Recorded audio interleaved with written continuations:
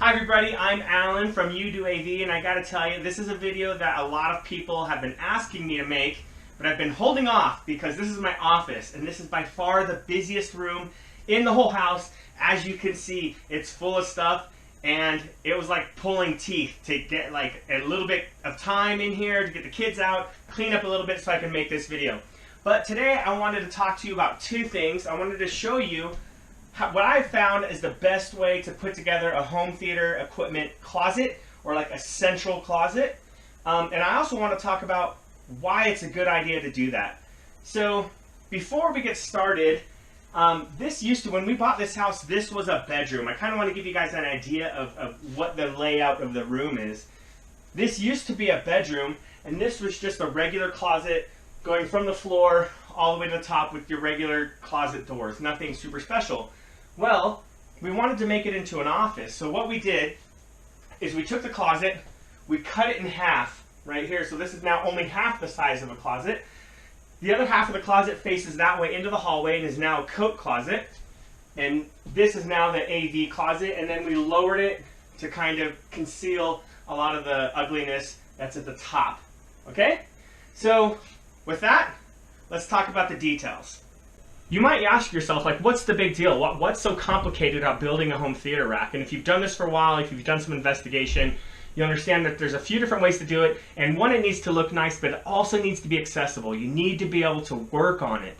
So this design, the one that I came up with, I've never seen it before. So as far as I know, I came up with this design. It had to look nice. I wanted all my equipment on a rack here.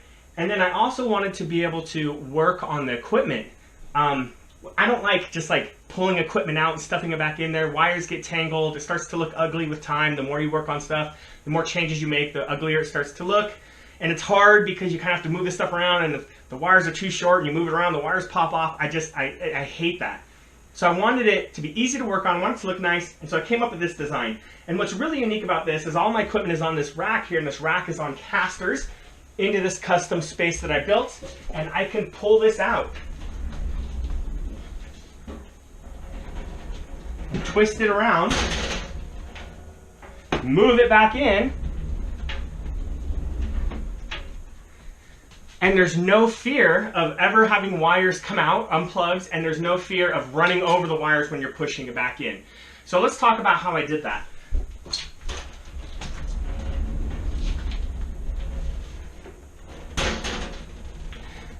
You'll have to forgive me that my rack is not super pretty right now. I do shoot a lot of videos, I do make a lot of changes to my equipment, and like I said, I have a lot of traffic in here. So typically your rack would be, if you're just a regular homeowner that doesn't mess with your system as much as I do, you can make your rack tidy one time and it's going to mostly stay tidy until you make adaptations. So if you look, I have this wire that's coming here, and this is coming out of the ceiling, comes into the bundle, attaches to my rack, and then comes down. So as I push the rack back into the closet, it makes this wire get slack, it makes a loop, but the loop is never long enough that I run over it. It never touches the floor, and it's definitely long enough that when I pull the rack out, I've got tons of space. The wires they're not tight. This isn't a big deal at all, right? This makes it easy, comfortable to work on, no stress. I love this setup. And if you can follow the wires here, the wires come up the wall, and then right at the very top, you can just barely see it. I'll get you a better shot in a second. You can just barely see it. The wires are going into these really large conduits that take it up into the ceiling. So let's take a closer look on what's going on inside of this space. So all of the wiring that I have going to the rack, those are all going to be rack type wires. These are wires that are strictly for video, audio, security cameras, or home theater control, or speakers, right? So all of my automation goes to the rack, my HDMI cables, the Cat 5 and Cat 6 cables that I have running for balance, these Cat 6 cables that I have for security cameras, that's all going towards the rack, okay? All of the other things that I have, the low voltage cabling for your phone, data, cable TV, satellite TV, for all that stuff, that goes over here into this cabinet, which I'll show you that too. So you can see that I just have these pipes coming up out of the ceiling. This one right here, super full, had to add a second pipe here, and then you just put a little like expanding foam. If you know you're done, you'll never run wiring again, you can put expanding foam up there. That way no insulation falls down your pipes, and you make sure the pipes stick up. My pipes stick up probably a good 2 feet above the ceiling. That way the insulation never falls down inside. Then you can stick anything inside the pipe just to keep the insulation from falling, more of that loose insulation and dust from falling from the attic into the pipe. Just fill that hole up. You can use a shirt if you wanted to. I've got other things that have no business being on the rack. There's no need to put them on the rack. So right here is like my camera, for my security camera. This is the power supply. This is the power cable that powers them up.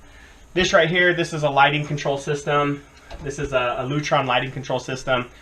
And I can tie it into my automation. I haven't done it yet. So this can do my lighting control, and it can do HVAC.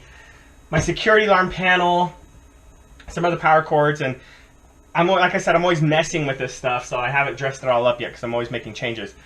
And then this right here, this is for my low voltage cabling, which I'll show you guys in a second. Okay, before we get to my favorite part of my whole centralized media closet, I want to talk about this really weird looking power system I have here. Okay, on the right side here, this is just a regular dedicated 20 amp circuit, and this red cord here is powering my security cameras, and this black cord here, this one is going towards my rack. So this goes to a pretty nice power filter that I have on the rack. And this also, like I said, it's a 20 amp dedicated power supply. And I don't have these attached to these cabling just because I kind of like to keep my power and my low voltage cabling as separated as I can. You could, if it bothers you to have them on the floor, you could. But for me, I would just rather not have them mixing because there are some issues that you could potentially have. So that's the right side of this outlet here. The left side is something special. So instead of having a power outlet, power comes out of the outlet and powers up your devices. I have something here called a power inlet, right? This is kind of new. This is not super new. It's been around for a little while, but it's new to most homeowners who are not in the industry, probably haven't seen something like this. And what this is my TV, and my main living room TV is a nice TV. And I don't want it running on regular crappy household power. I want it to run through my power filter. That way, if I have an outage or just interference or whatever, a surge, it cleans it up and kind of protects my equipment. But I don't want to put a big expensive surge protector behind my TV. I already have a big expensive surge protector. So the reason that you do a power inlet is, if you look here, if I unplug this, that is the female end of an extension cord. So the other end of this is plugging into that fancy surge protector I was talking about. And this is a male end of an outlet here. So I can plug this in to here. And then I have, from here to my main living room TV, I have Romex. And then my TV plugs into that Romex. So when I plug this cord into that outlet, it energizes that TV. That one line that goes from the TV to here, that is the only device on the circuit. This is by code. This is legal to do this. Okay, you can buy these from Home Depot. This is a legal way to do this, but it's a nice, clean way to utilize your equipment, protect your TV, and at the same time provide clean power to your expensive devices. Okay, this is, so on the other end, I have an electrical outlet. On this end, I have an electrical inlet, and I will try to find a link to a product online, and I'll put it in the description below so you can see what I'm talking about. I gotta warn you, a regular electrical outlet runs you like $5. If you want to get a recessed outlet, you might be looking at 10. These things run like 20 to 30 bucks. They're not cheap. I don't know why, because it's a really simple product, but there's not a lot of people that make it, so they are kind of expensive.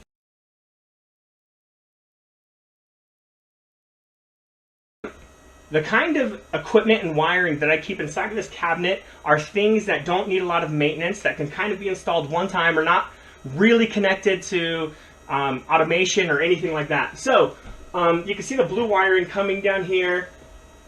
This goes up to this giant guy right here. This is my network switch. I picked up a giant switch. I don't even remember how many ports there are. I think there's like 32 ports, or I don't know. It's a really big network switch, but a network switch doesn't really need any maintenance. So I just go ahead and I stick this in here. Coming down here This is all of my cabling for my cable TV and satellite. It all goes down here. Since we don't have cable TV or satellite, we watch everything through the network, Hulu, YouTube, Netflix, that type of thing. Coming down here a little bit, I did use this as a passageway because I had a ton of wire coming through. So some of this wiring actually doesn't go into this cabinet. Some of this wiring just goes through and goes out the top. Down here at the bottom, this is my phone block. I am a believer in regular landlines. I do like phones, regular phone lines. I've got some other things in here that I'm not using yet for intercoms and some other communication things I'll maybe use down the road. And then it's all kind of powered. It has its own dedicated outlet down here at the bottom. I installed an outlet inside the box, so this box is fully self-contained with no wires sticking out. I really like the way that that looks. All the power supplies for, I used to have DirecTV, so that's why there's satellite stuff inside here. I used to have it, not anymore. But I do want to talk about this. Okay, I'm not endorsed by this product at all, but I do use Google Voice. I like voice over IP. This is like a voice over IP brain. I have no idea how it works. But I know that I plug this into the network, okay, and then I plug another line. The line out goes to this phone block, and then I have a voice over IP landline going to all my rooms, and I think I pay something like $25 a year. I can call home from my computer. When people leave a message, it goes to my email. I can listen to it. So it's just, for 25 bucks a year, I like it. And then it's always here, right? I don't have to worry about charging it. I don't want to talk too much and try to sound like I'm advertising, but I am a big fan of having a home phone. Especially, like, I think I paid 30, 40 bucks for this, and it's like 25 bucks a year. So awesome, awesome. The last part of my tour of my home theater equipment rack is just going to be a quick showing of how I laid everything out. Like I said, don't get too caught up with how messy it looks. I make a ton of adjustments. I'm always back here messing with stuff. So anyways, I have all my low voltage wiring coming down the right side of my rack. I have all the power on the left side of my rack, and all of these, actually, even with that big power supply I have down at the bottom, I still need extra surge protectors because there's a lot of equipment here, even just draining like milliamps. Anyways, your heaviest piece of equipment should go down at the bottom, and that's my receivers down here at the bottom. And then just coming up the rack, I've got things like my old satellite box, a TiVo, which I use to watch the Super Bowl and other sports, whatever. My camera box, my Blu-ray player. Anyways, there's nothing super special about the way that I laid it out here. But you can see that it's all super easy to work on. All the equipment's right here. My wiring is right here. And, you know, they do make these little bars. We call them towel rods that go this way. And you can attach the wires to make it look a little nicer. But I don't like those because they kind of just get in my way. And I don't mind if the wires are a little bit untidy on this side. Doesn't bother me. I do think it's important to mention that I do keep my network switch in the cabinet, the one that's right behind me. But the other parts of the network, I do not stick in there.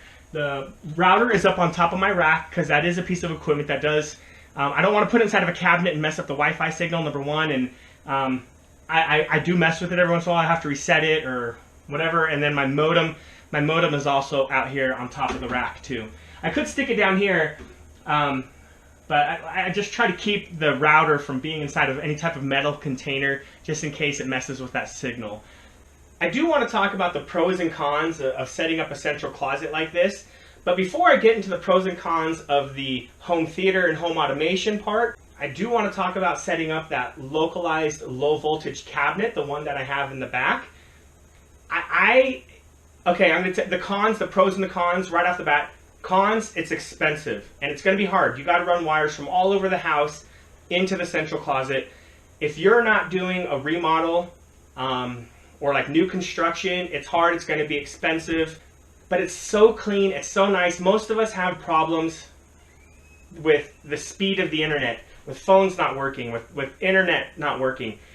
If you do a centralized cabinet like that and you update all the wiring, dude, your problems go away. There are so many customers that I have or friends that I have, oh, my internet's so slow, and I hate Comcast, and I hate Time Warner, and oh, they're the worst.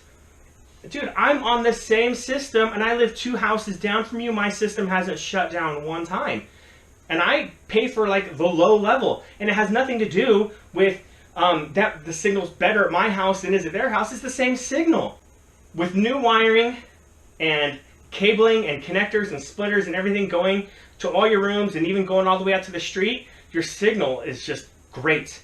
As much as I don't love these big conglomerate cable companies, the cable company's internet is usually pretty good. I never have problems. I do all my own work. I don't like the cable guys to touch my stuff. I think that I'll do a better job than the cable guys because they're just trying to get in a hurry, get it done as fast as they can. But we take our time, you do a really good job, and you're going to have a really good solid signal. But if you run a hardwired network cable to all your TVs, to all your computers, gosh, your system is just, it's faster, it's safer, it's more reliable. It's monumentally better. Wired networks, I don't care how fast your Wi-Fi is, wired is always faster, it is always more reliable. If you can run wires, run off of wires. All my desktops run off of wires, all my TVs run off of wires. The only things that are Wi-Fi in this house are phones and laptops. That's it. And it's a beautiful thing. Now let's talk about the pros and cons of setting up a centralized closet for your AV system. First, let's talk about the cons. Number one, just like the networking part, it's going to be expensive. You got to get wiring from all the TVs here. Not only do you have to run wiring for the HDMI cables, you have to run wiring for control cables, right? We have to be able to get the signal from here to the TVs, but we also have to get control from here to the TVs. Which leads us to the second part. There's going to be a little bit of complicated controls involved, right? I'm going to be sitting in the living room trying to change channels, but I'm not changing channels on the TV. I'm changing channels on the cable box, which is located in the central closet. Or I'm trying to scroll through Netflix channels, but the Netflix, I'm not streaming through my TV. I'm streaming through some type of streaming device in my closet, right? Now, that's expensive. The cost of having that extra equipment, that extra control equipment is expensive. You have to pay somebody to come out here. Most of the time, you have to pay somebody to come out here and program those things. When you make changes, you have to have them come back out and fix it again. Unless you can do that yourself, that can really add up. That's expensive. And then sometimes if you have malfunctions, it's kind of awkward. Like if I'm trying to watch a show and just the signal for whatever reason doesn't go through, or there's any type of malfunction, I've got to get my lazy butt up, walk over here to the closet, fix it, and then go back out there. If I want to watch a Christmas movie during Christmas time, I've got to get up, walk over here, put the movie in the Blu-ray player, and then walk back over there and watch TV. That part's kind of a pain in the butt.